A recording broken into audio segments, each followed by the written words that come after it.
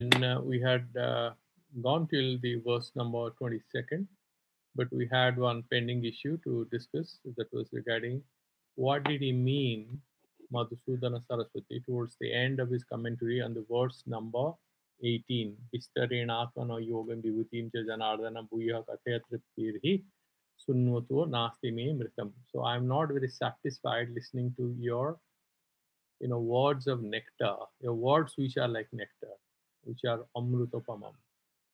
And there is an academic commentary, a couple of lines on this by Madhusudana Saraswati, taking into account the Kavya Sastra, the science of poetics in India.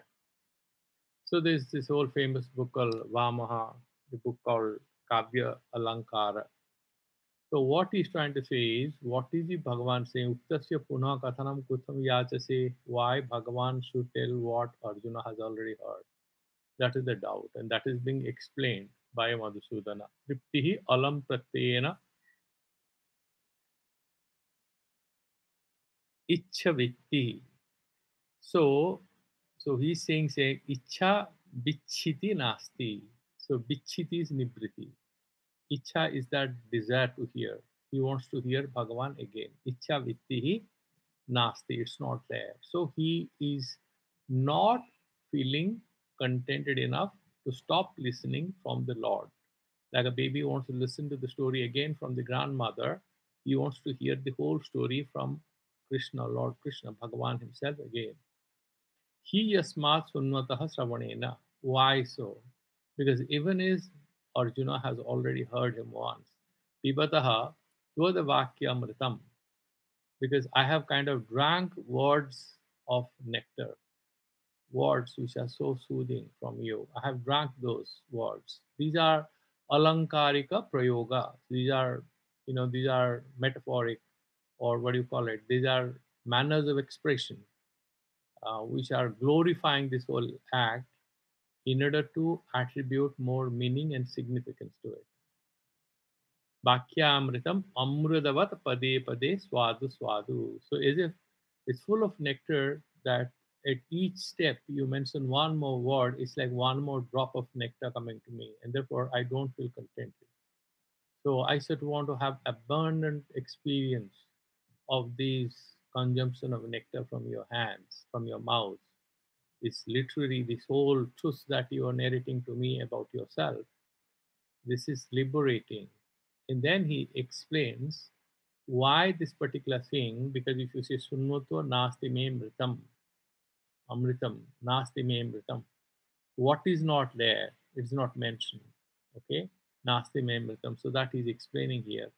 Atra tvad vakyam iti anuktehe. This anukti, tvad vakyam srunvataho nasti me amritam. That's what I'm saying. I am not. Tad vakyam sunnvataha triptihi nasti. Even though I'm hearing your words, I'm not feeling contented. Now, tvad vakyam, your words, that particular thing in the verse, if you look at it, it's not there. Bhuyaha kathaya. Tell, tell it to me again. Katham, why? So he's saying, tvad vakyam sunnvataha triptirhi nasti me mritam. So tad vakyam amritam srunvataha triptihi nasti. Even though I'm hearing your words of nectar, or words which are exactly like nectar, they're liberating, they'll make me immortal. So therefore, I'm not very contented. That means I haven't had enough of it. That is what he's saying. Now he's now explaining the technicalities of this expression as per Kavya Sastra. Atra trodvakyam iti anuktehe. This trodvakyam word is not there. Sunnatuha nasti. What nasti? Nasti thing is not connected with anything. Nasti what? There has to be something. That trodvakyam, that is absent. That is what he's saying. उक्ते अपन्नुति अतिशयोक्ति रूपक संकुरोयम माधुर्य अतिशय अनुभवेन उत्कंठ उत्कंठ अतिशयम vyanakti. So he's trying to express by not mentioning that twadvakyam that is not mentioned. Now he is trying to explain this absence of twadvakyam sunnataha, santriptihir nasti. So Tatvad Vakyam, by removing it from the words, he's saying there is a Alankarika Prayoga here, and there is a beautiful technical aspect of Shastra which has been brought into Bhagavad Gita. He's trying to explain. Three words is used there: Apannuti, and then the second one is Atisayokti, and the third one is Shankara. And I will try to explain all of it. Rupaka, and then fourth Shankara. So, what is Apannuti? So, Apannuti is when there is a certain thing and you deny it to replace it with something else. Like, for example, a sentence where you say, don't tell me, don't tell me he's a soldier. He is God. I mean, he's a fighter. He saved your country. You say, no, no, he's not a soldier. He's the emperor of emperors.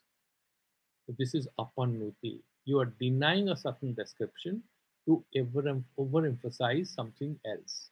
Now here, what is apannuti in this sentence? Tvad vakyam, that is not mentioned here. I am not satisfied even I have heard to your words. What is he saying? Me mritam. Even though I have heard words of nectar. He's saying, I have heard nectar. Still, I'm not happy. That means what? Your words are not words, but they are amritam, right? So that is apannati. So he's denying a certain description. Words are words. That particular physical description is kind of underplayed to overemphasize its beautiful, not only the beauty of his expression, but its liberating impact. And that is why it is Amrita, that is Apannuti, denying one aspect, overemphasizing another aspect. Then the second one is Atisayokti. Atisayokti is essentially exaggeration. Okay? When you, so for example, he came in, he started, like for example, he came and he's like Agasti, he consumed the whole ocean, you are essentially saying that you had a feast of milk rice. This fellow came and he sort of consumed a lot of it. But you're doing atisayokti. No, he's like Agasti. He sort of finished everything we had cooked. That is atisayokti. You're just exaggerating. Actually, it is not physically possible. But you are trying to emphasize a certain aspect. Okay? So he's saying sunnataha triptihi nasti me amritam. So he's saying this is also atisayokti because words are sound elements. And amrita, that is completely, that liberates. How can you compare the incomparable? So this is an exaggeration. That is another kind of alankara. Then there is something called rupaka alankara, like you have upama. Upama is comparison. Upamana, upaya will be there. Our face is like a moon. We talk like that. Now he is saying Rupaka. Rupaka is where both the words are similar. Okay, Rama Ratana Dhana Payo. Rama Ratana, I get by taking the name of Lord Ram, that Ratna is my wealth. Rama Ratana Dhana Payo. That Dhan is what? Wealth. Ratna is what? That is also wealth. So here is an example of Rupaka Alankara. So here he's saying that Truptihi Sunnota Nasti me Mritam. Here you can say Rupaka thing is also there. Tad Vakya Rupa Amritam. That is what he said. Pivataha Tvad Vakyam Amritam. Amritavat. Your Vakyamrita, your words, the celestial words of yours, are exactly like pure nectar which came out of the ocean. They churned the ocean, right? So that Vakyamritam Amritavat, what is it? It's Rupaka Alankara there. Okay. Now there is a word called Sankara Alankara. Well, there are 33 Alankaras, and Sankara Alankara, so what is Sankara? Is a combination, is a mixture. So where you have Apannuti, Atisayokti, and Rupaka, and these three Alankaras are put together and they are denying the words as words and emphasizing their ability to influence. The Vakyamritam are compared with pure Amritam, that is Rupaka, Atisoyokti, that words are like nectar. So this together, this Sankara thing. Sankaro Oyang Madhurya Atisaya. Because it's extremely beautiful. Bhagavan is saying there. Anubhavena Utkantha Atisayam. Now, this particular sentence, when Arjuna is saying this, what is it saying? It is essentially explaining to us how Arjuna is super excited to hear more from Lord Bhagavan, Lord Krishna himself. And this sentence, in a way, brings into play four alankaras of the Kavya Sastra. One is that apannuti, where you underplay some aspect to overemphasize another aspect. Atisoyokti, exaggeration. Third, rupaka, which is a comparable, it's a repetition, comparison in repetition, like vakyamritam, amritavat, and finally sankaram, combination of all three. That sort of is presenting that madhurya atisayam. It's extremely sweet, madhura.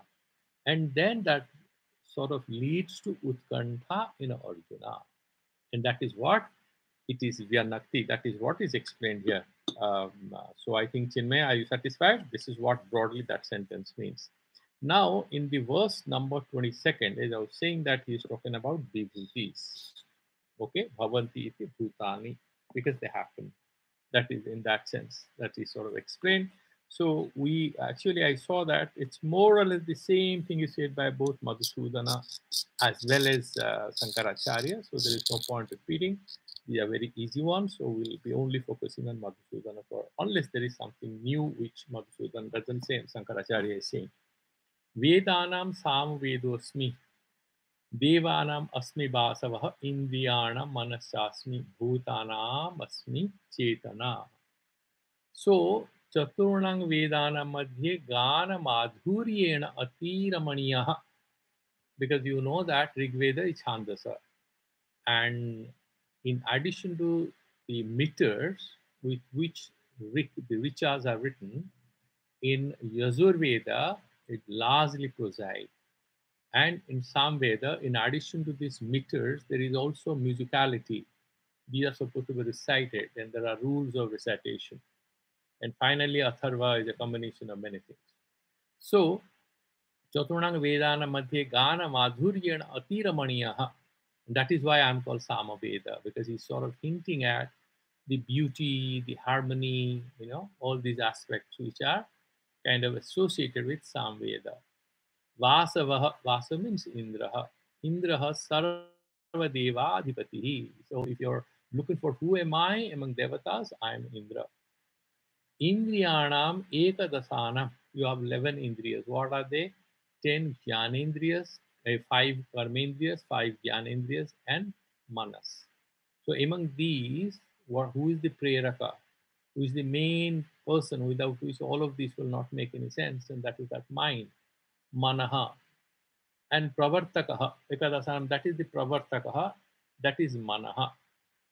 And there, I think Sankaracharya is saying a little different. So I'm just Indriyanam ekadasanam chakshuradinam manaha chasmi sankalpa vikalpatmakam manasasmi, because that manaha can have sankalpa and vikalpa. You want to do it, I don't want to do it. So both these things are coming here.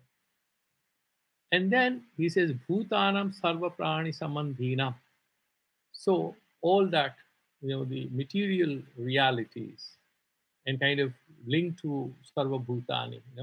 So all this kind of Sarva Prani Samandhinam Parimananam Madhye Chid Abhivanjika Buddhehe Buddhihi Chetana Ahamasmi.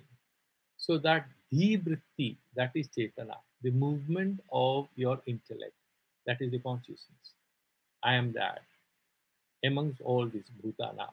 That means that particular he had mentioned, if you remember in chapter 8, that what is Adhidaiva, what is Adhijagya, right? Adhibhuta, he had mentioned all that. And here he had hinted what is Adhidaiva, that Chetana is there everywhere. Then Ridranam Sankara Chasmi Vitte So Jaksharakshasam Vasunam Pavakaschasmi Meruhu Sikharinamaham. Rudranam. Among the Rudras, there are 11 Rudras. I am Shankara. Sam karoti iti Samkaraha. Subham karoti iti. Sankara. This is one thing you should remember because they will keep asking you what is Sankara, why did, like sorry, I just forgot to mention what is that Alankara. Alam karoti iti Alankara. So you know that sort of brings that beauty and alam, sort of comprehensively expresses something. So here, this is for beautification, that is Alankara. Here, Sam karoti iti Sankaraha, and what he's trying to say is Rudranam Sankarasya Asmi Dikti. So, Jaksha Raksha Sam. So, the Yakshas and the Rakshasas, amongst them, I am Kubera. Diktesha is the owner, he is the treasurer. Okay. Vasunam Pavaka Asmi, and there are this Asta Vasus, and the names keep varying. So we will look at a few names here. But you know, essentially, Vasus, you can, the easiest to remember is for Brihadaranyaka Upanishad, this Panchabhutas names will be different. So you count them like Prithvi and Vayu and Agni Devata, and then you have Dew and Akasha, and then you have so this Panchabhutas, Prithvi, up is Varuna there, and Teja is Agni, then Vayu, and then Akasha. Akasha, they are Dew. So there's the five. Then you add Chandramashaha, and then Angshamana Ravi, and then Nakshetrani. So these are the Asta, as per the Brihadaranyaka Upanishad. Here they will mention about other Vasus, like the names keep differing. And then among these Vasus, he is saying Vasunam Pavaka Shasmi, that is fire. It purifies, it burns everything. Pavakaha cha asmi. Meruhu, that Meru Parvata. First thing, it's not a physical mountain. Okay, there's a lot of discussion of it in Chandogya Upanishad. Sikharinam aham. So he's talking about the height here. Okay, the vertical existence of a particular peak called Meru, the polar mountain. We don't know where it exists. In Chandogya Upanishad, there's a description of it. So I am so what how he's saying Rudrana Ekadasanam Madhye Sankaraha. And what are these Ekadasa Rudras? The Ekadasa Rudras are Veerabhadra, Sambhu, Girisha, Aja, means without birth, Ekapada, he is just one foot. Ahirvudhnya. Ahirvudhnya is one nakshatra here. Pinaki, he had that particular Dhanus, and Bhavanisha, Bhavan is husband. Kapali, he has that forehead. Dikpati, master of all the directions, and Sthanu. These are the eight, uh, Rudras, Ekadasa Rudras. Amongst them, he Shankara. And then about these Vasus, here he's picked up from, I think, Mahabharata somewhere, where they are known as Dhruva. Nakshetrani here is called Dhruva, Advara, Apa, Soma, Anala, Anila.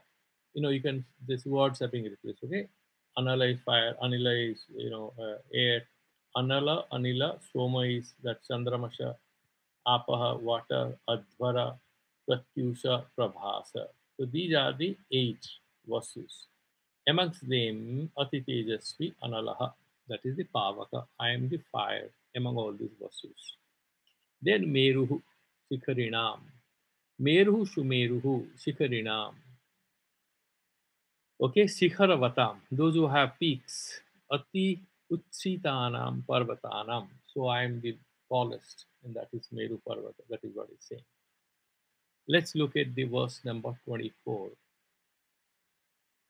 पुरधसां च मुख्यमां विद्धि Partha बृहस्पतिं सेनानिमामहं स्कन्दः सरसामस्मि सागरः. Purodhasa, among all the Purohitas, all the priests, all the wise Brahmins. He's talking about Brihaspati, Cha Mukhyam. I am the main one, I'm the master, the leader. Vidhi, O Partha, know me. Is what? Is Brihaspati. Senaninam, among all the leaders of the armies, Aham Skandaha, Kartikeya, the younger son of Lord Shiva. Aham Skandaha, Sarasam Asmi Sagaraha, among all the water bodies, I am the ocean. Indrasya Sarvaraja Sreshtatvad Tat Purodhasam Brihaspati. So, because he's kind of a Purodha, he's the main priest for Indra Devata, he's the advisor of Indra. Brihaspatim Sarvesam Purodhasam Rajapurohitanam Madhye Mukhyam Sreshtam Mam Eva He Partha Vidhi Janihi. Please recognize me, know me as that. Senaniman, Senapatinam. Senaninam means among all the generals. Who am I? Madhye Deva Senapatihi, because Lord Kartika has represented the, you know, the army of the gods. Skando, Guha, Aham Asmi. I'm Guha, I'm Skanda. Sarasam, Deva Khata Jalasayanam Madhye Sagaraha.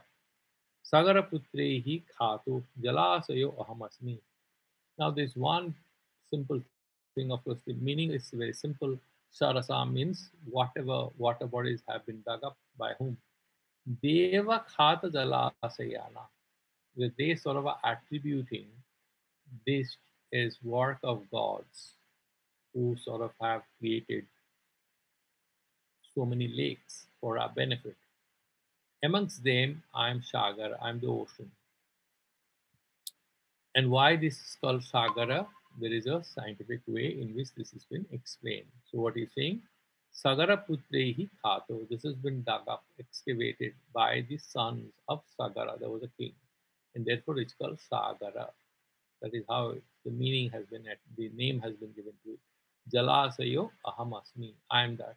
So essentially, Bhagavan is saying, whenever you are talking about anything, when you pick up the best or the greatest or the highest or the deepest or the most expansive, that is what that particular parakasta, that ultimate manifestation of anything in a class of things is me.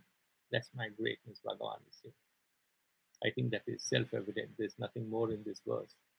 Verse number 25, if you look at it, Maharshinam Brigraham Giram Asmekamakyaram Yajnanam Japayajñosmi Stavaranam Himalaya.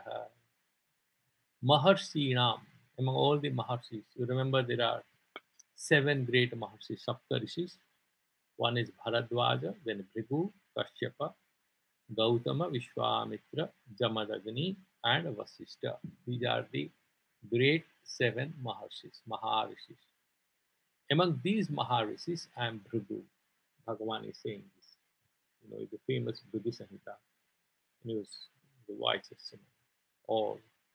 And there's so many stories about him. Okay. So what he is trying to say this is Maharshinam Sapta Brahmanam Madhye Bhuguhu Ati Tejasvitvat Aham.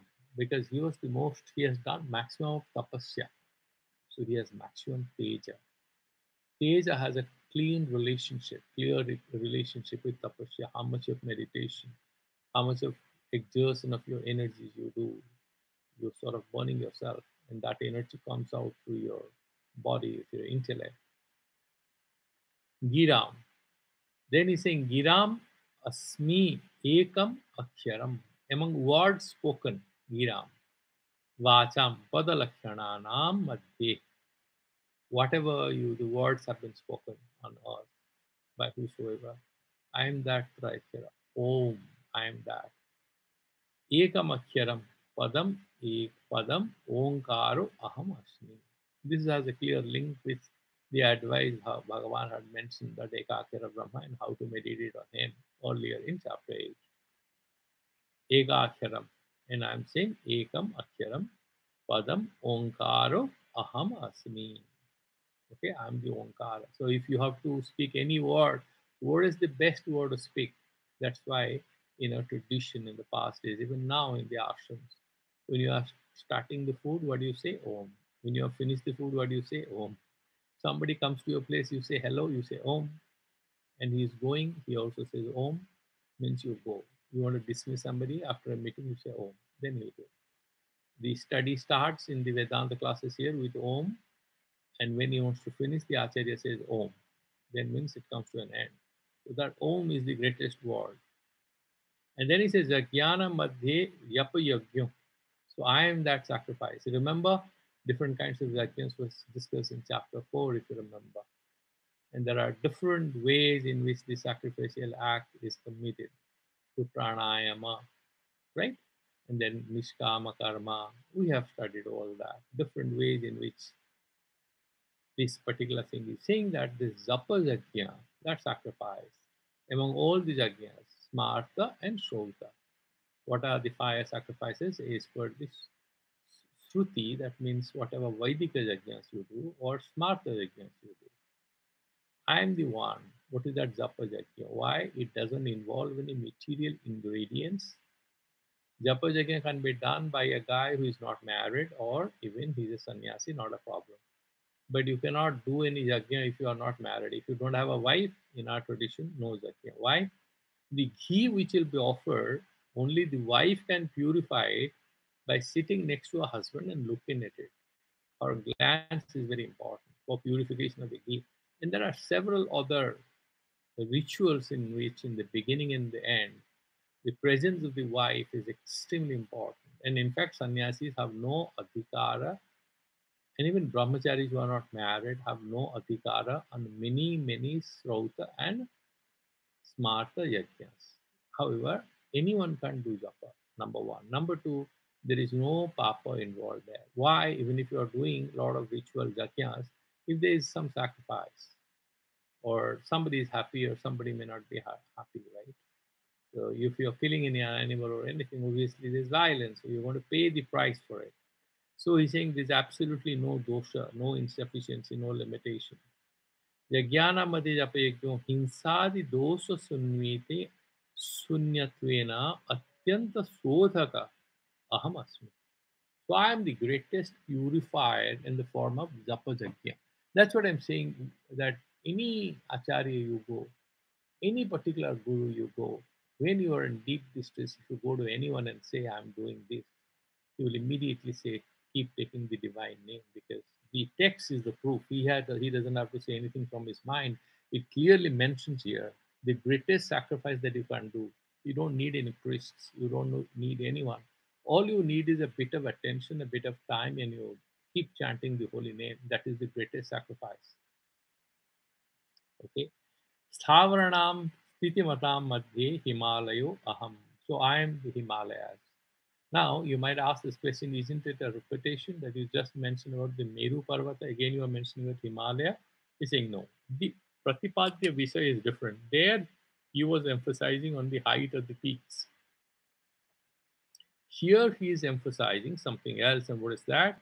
He's talking about that Achalo, Jagyo Savaranam Himalaya. He's talking about that particular Sikharavatam Madhye Meru Ahamiti Uktam Atah Stavarattvena Sikharattvena Cha Artha Vedat Adosaha. There is no problem. Sthiti Matam. I'm talking about how stable it is.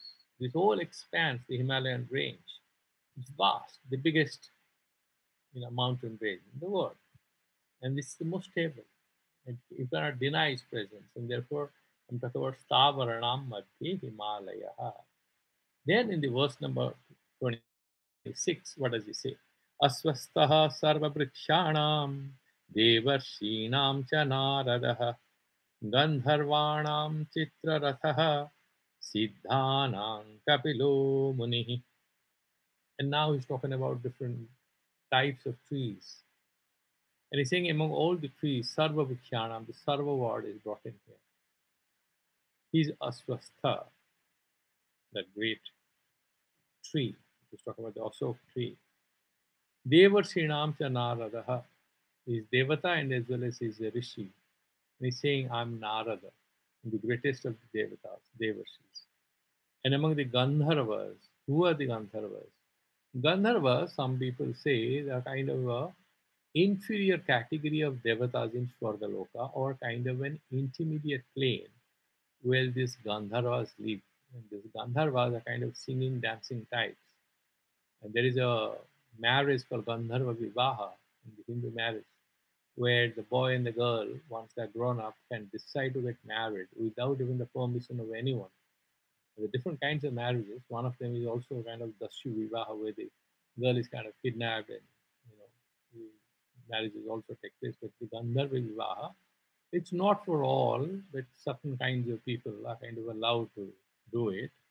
Gandharva Vivaha and his Chitra Rathaha. So this guy was apparently a great friend of, you know, uh, Pushpadanta, is the king of all the Gandharvas. He has written that most famous, you know, in the evenings activity, the greatest composition of praise, bhajan for Lord Shiva. He has written.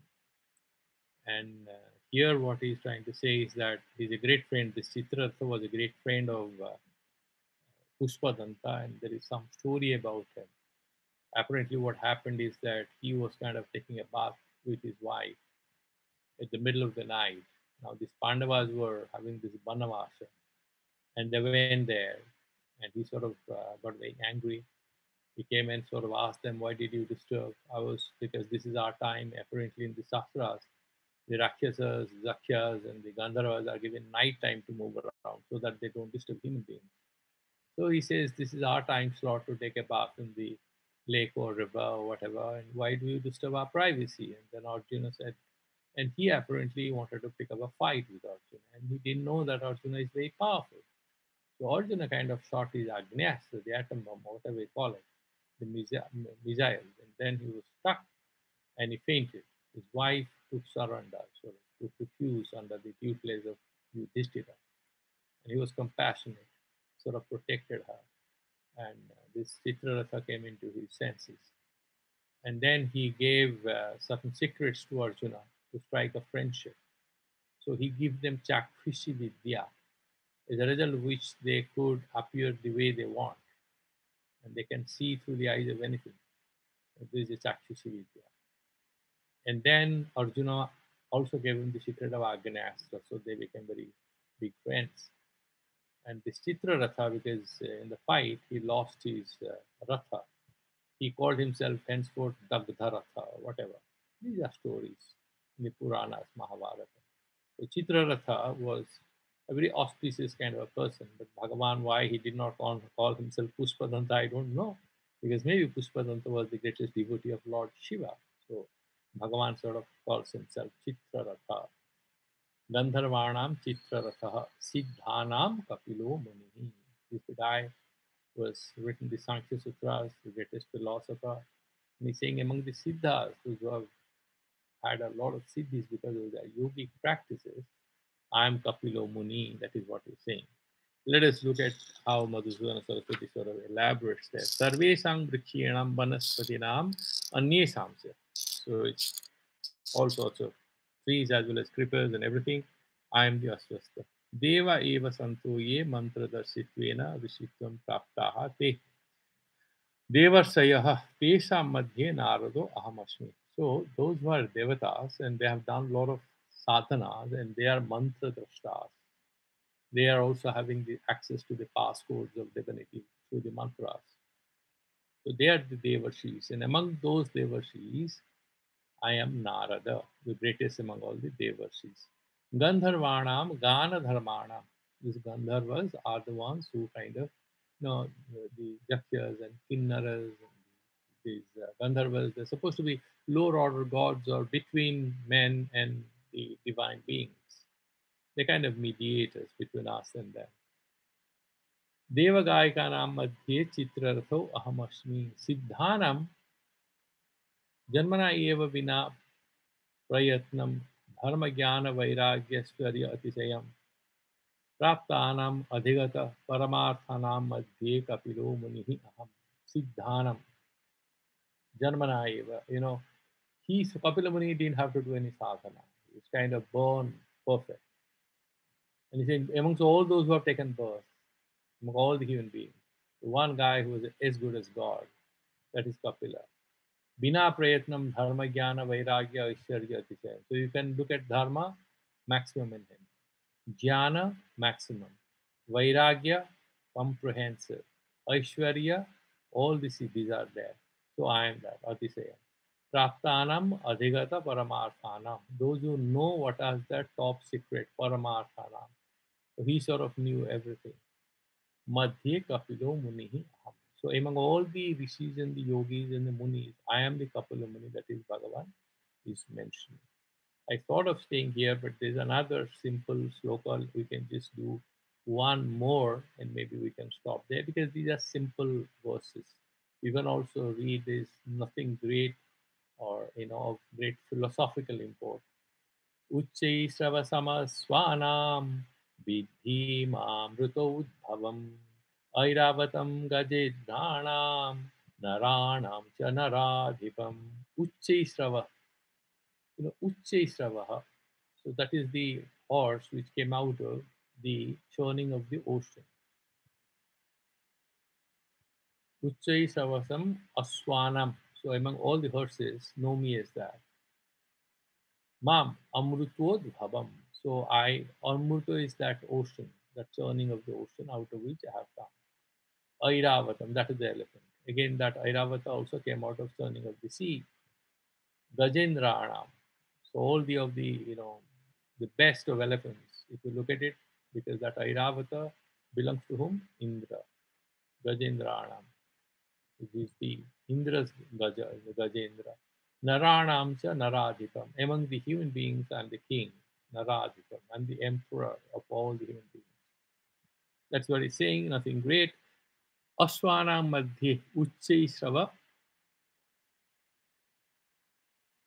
Uchchai Sravasam Amritam Amrita Mathanodbhava Bhavam Aswam Mam Diti Airavatam Gajam Amruta Mathanodbhavam Gajidranam Madhye Mam Diti Naranam se Madhye Narajvam Rajanamam Diti Iti Anusajyate. So this is nothing significant. It's very easy for you also to understand. Then he's sort of in 28th verse, he's more or less the same thing, nothing more. Maybe we'll do that one verse and stop there. Ayudhanamaham vajram धेनुनामस्मि Kamadhuk व्रजनास्मि कंदर्पः सर्पाणामस्मि वासुकिः. Ayudhanam aham vajram. Among all the weapons, what can cause maximum damage is the vajra, the atom bomb, which our great king of the gods, the Vajra. He is the master of that. He has the Vajra. Among the, Dhenus, Dhenus are what? They give you milk. Dhenunam asmi kama dhukya. So you can, you milk them and you get milk, right? Now, Kamadhenu is one cow which can fulfill all your desires. That's why it's called Kamadhuk. Okay? And Prajana Sasmi Kandarpaha, that Kandarpaha is Kamadeva for Prajaita, that in order to create this whole thing, procreation, how does that happen? That conjugal union between man and woman, right? And he's saying, how does that union happen? That happens because of the blessings or wishes, because here everything is divinized. Even that, you remember that this particular thing earlier we have discussed that even that conjugal union is a jakya. Okay, this is a jakya that is for procreation that we had mentioned earlier. That is also some kind of a jakya where the retas, that particular virya, is kind of sacrificed for procreating, for bringing out children. So prajana sasmi kandarvah kamadepa sarpanam. Among the snakes, I am Vasuki. Now, in the next verse, he's saying Ananta chasmi naganam. What is naga and what is sarpa? What is the difference, right? You will have that doubt. So there is a bit of story here. He's saying that the sarpa is supposed to have one fang. Okay? The naga is supposed to have multiple fangs. I haven't seen one. If you have, we have seen those pictures circulating in social media. And then the sarpas, the snakes, always have poison. But the nagas are not supposed to have poison. Maybe the Takshaka was a naga but was very poisonous, which killed Parikshita. But nagas are not supposed to be by nature. First thing, they are multi-fanged, but they are relatively thoughtful and harmless. Sarpas, single fang, very harmful in terms of their poisonous nature. This is the basic difference. So he's saying that among the Sarpas, I'm Vasuki, who is holding this earth. And then he's saying that Ananta Asmi Naganam, I'm the Ananta. So that Ananta Sayana on which Lord is taking, taking rest. And its multi-fangs sort of it raises to give him some shade. These are imaginations. Varuna Yadasam Aham. So I'm the Varuna. Okay. So among all sort of is Varuna Devata. Okay. So amongst all the those who are sort of living in water, I am Varuna Devata. And then Pitrunam Aryama Chasmi. Among the Pitris, I'm Aryama. So if you are any of you are doing Tarpanas during Pitru Bhakti, there is a particular so Aryama Tripyadam, so you do offer. These are one of the Pitris. Pitrinam Aryama Cha Asmi Yamaha Sanyamatam Aham. Those who control us, those who discipline us, they punish us. There are different gods who are punishing us and disciplining us. Yama is always associated with disciplining us, and therefore I am Yama because he's the ultimate disciplinarian so far humans are concerned. Let's look at how the commentaries are given so that we can start from the verse number 30th tomorrow. आयुधानाम अस्त्राणाम मध्ये Vajram दधीचेहे asti sambhavam astram ahamasmi. There was this whole story that they had to kill a particular demon, and it required the creation of the Vajra, that atom bomb, or whatever you call it. Dadichi was a great saint. He was meditating, and there was some requirement, and he said, "I'll give my bones so that you can create the Vajra." And so his bones were used. So Zatichehe asti sambhava bhavam astram ahamasmi. Dhenunam dogdrinam madhye. All these animals of cattle which give milk, dogdrinam madhye, kamam dogdhi iti. Because you can actually sort of, extract fulfillment of your desires through me. So therefore I'm kamadhenu. Kamadhuk. Samudra mathanodbhava vasishtasya kamadhenu ahamasmi. So, there is a story about this Kamadhenu. Slight distraction, but we have time. We're just going in a relaxed fashion. What happened is there is a story that this Indra and all his brothers, they were kind of nicely, Prabhasa and others, there were these 8 brothers, and they were having fun in the jungle. And this character, Indra, his wife, Prabhasa, kind of said that, "Look at this cow, she's so beautiful. Whose cow is this?" He says, "This is Vasishtha's cow. She can fulfill any desire." He said, "Why don't you get her for me?" And Indra sort of steals that cow from Vasishtha. Vasishtha is a great monk. He sat in meditation. He figured out who has done it, what he has done. So he cursed all these 8 sons to take birth as humans and suffer mortality. But they said, "Sir, we haven't done anything. One of our brothers did this nonsensical thing." Prithu was the elder brother, which is the male version of Prithvi. So he said, "So what to be done now?" "No, no, you have to go and take birth. We cannot do anything." So they were all born. So he said, "Okay, grant us one more concession. Let's all be born as children of Ma Ganga." So Ma Ganga those days used to be in Swarga. Because of some necessities, she sort of was brought down to earth. And then she sort of gave birth, and there was this deal that you shall not ask me what I'm doing. Any interference, I'll leave you. That was the deal with Santanu. She was his wife. She gave birth to children, one after the other. And these guys were born as her sons. So she sort of started liberating one after the other by dumping them in the Ganga River. After she had dumped 7 of them, when the 8th river she was trying to dump, Santanu got irritated. She had Lord already 7 sons. She said, "Why are you killing my sons?" She said, "You have broken the promise that you have done, the pledge." So she goes back to heaven.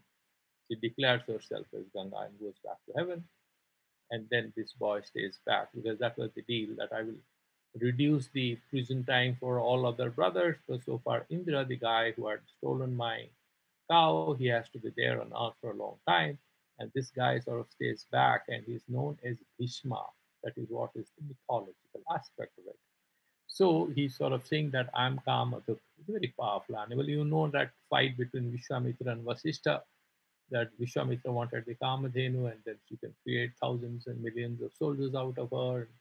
They vanquished his army and he realized that even though I'm a great king, I cannot defeat this poor Brahmin. So he sort of vanishes into the forest and he does a lot of tapasya and then he gets Brahmashitva Prapti. And they became friends. Vasishtha and Vishwamitra were great friends later on. And they then Kandarpaha. Then he's saying, Kamana madhye prajanaha prajayita. Putra utpati artho yaha kandarpaha kamaha so aham asmi. So if you're talking about the creative energies in human beings or in animals, and that desire element through which the sustenance of the race of humanity is possible. So here again you see even conjugal union is divinized here. Chakaraha Chakaraha tu artho ratimatra hetu kama vyabdrityarthaha. So it's not the cha. So is that mentioning? So right, prajana sasmi cha asmi kandarpa. Why that cha? No, it's not for mere sexual act. Okay, it is always talking about the conjugal unit with the spiritual purpose of creating a progeny so that you can actually commit your dharma. Sarpasya nagasya jati bhedat vidyante. So because of that, two classes of reptiles are there. One has a single fang and has a lot of poison. The other one has a lot of fangs but less poison. That is Naga. Tatra sarpana madhye tesam raja vasuki amasmi. I'm the king of all these sarpas, snakes, and I'm Vasuki. Anantasasmi naganam. Naganam jati bhedanam madhye tesam raja anantasya. Sesakyo ahamasmi, that Shesanaga. Sometimes Balabhadraji in Jagannath temple is kind of compared with him. Shesanaga ahamasmi. Yadasam jalasaranam madhye tesam raja varuno ahamasmi. The king of all the animals who live in water, the aquatic animals, the aquatic kingdom, I'm the king of this aquatic world. I'm Varuna. Pitrinam madhye aryamanama pitrurajascha asmi. I'm the Pitriraja. Arima Pripyadamu, you offer water in even Shraddha and the Tarpana. And then Sanyamatam Sanyamam Dharma Dharma Phaladanena Anugraham Nigraham Chakurvatam Madhye Yamo Ahamasmi. So you can do Anugraha Nigraha. You can punish you, can reward you in order to discipline you. And I'm the one who actually does it through him. Therefore, I'm Yamaha. So this is the verse number 29. We have time, so we can do one more verse. प्रह्लादचास्मिदैत्यानां कालः कलयतामहं मृगाणां च मुगेन्द्रोऽहं वैतनीयश्च पक्षिणां प्रह्लादः among the daityas, among the so-called demons. I am Prahlada. Why? He's the most non-violent, most open to God. All of the demons kept on fighting with Vishnu and all the gods, but Prahlada was the most popular. Daityanam दितिवंश्यानां मध्ये प्रकर्षेण ह्यार्दयत्यानन्दायति परमसात्विकत्वेन सर्वान् इति प्रह्लादचास्मि. So he's sort of glorifying this. Okay, so these children of Diti who are Daityas, amongst them I am Prahlada because I'm the most sattvika, most spiritual.